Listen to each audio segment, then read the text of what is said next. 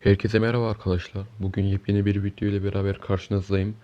Bugünkü videomuzda e, telifsiz video sitelerine bakacağız arkadaşlar. İki tane göstereceğim bugün.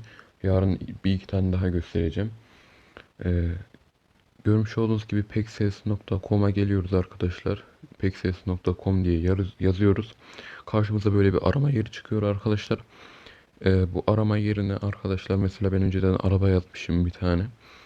Şimdi aşağıya iniyorum. E, Buraya tekrar arkadaşlar araba yazacağım mesela. Araba. Aynen. Görmüş olduğunuz gibi aşağıya indireyim. Burada fotoğraflar var arkadaşlar, görmüş olduğunuz gibi. İsterseniz buradan fotoğraflar da indirebilirsiniz. Güzel fotoğraflar var. Fakat yukarıya çıkıyoruz arkadaşlar. Ee, Niye gözükmedi? Ha, yukarıda. Tamam. Ee, Videolar yeri var arkadaşlar. İsterseniz video da alabilirsiniz buradan. Videolara geliyorum. Mesela burada gördüğünüz gibi var. Aşağıda sponsorlu videolar var arkadaşlar tabi. Buradan boyutunu seçebiliyorsunuz.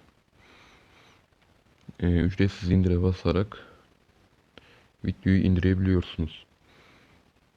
Görmüş olduğunuz gibi indi. İnternet biraz hızlı. Şimdi pixabay.com'a geliyoruz arkadaşlar. Bir diğer yer. Görmüş olduğunuz gibi burada video var.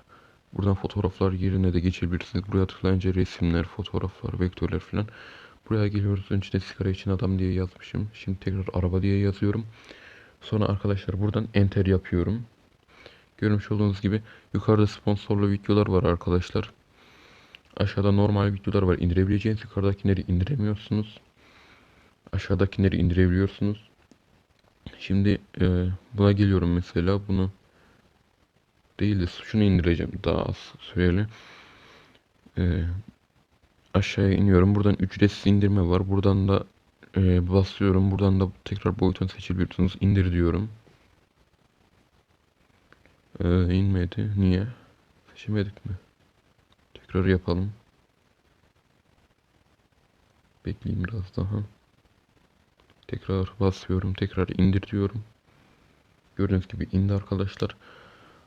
Çok basit yapması. Ee, Aşağıda zaten linklerini vereceğim arkadaşlar. Oradan direkt hızlıcana gidebilirsiniz. Bugünkü videomuz da buraya kadardı arkadaşlar. Bir dahaki videoda görüşmek üzere. Kendinize iyi bakın. Hoşça kalın.